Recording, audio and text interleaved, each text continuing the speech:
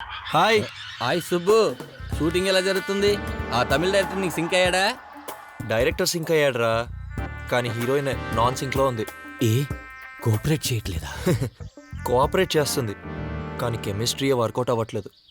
అంటే నీకు చెప్పాను కదా, అమ్మాయి బాగా ట్రెడిషనల్. అమ్మాయిలంటే అంతే, మనమే చొరవ తీసుకోవాలి. మొన్న నువ్వు ఆ అమ్మాయి ఉన్న హోటల్ రూమ్కి వెళ్ళావు కదా, అలాగే ఇప్పుడు ఆ అమ్మాయిని సినిమాకి తీసుకెళ్ళు.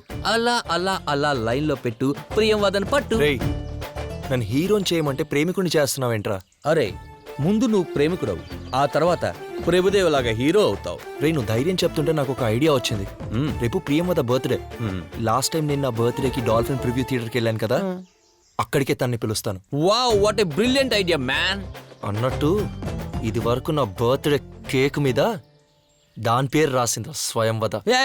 ఇంత హ్యాపీ మూమెంట్ లో దాని పేరు ఎందుకురా? నువ్వు వెళ్ళు, ముందు నువ్వు వెళ్ళి దాని లైన్ లో పెట్టి నాకు ఫోన్ చేయి. నీ గుడ్ న్యూస్ కోసం వెయిట్ చేస్తుంటాను. గో హ్యాట్. Okay okay cool.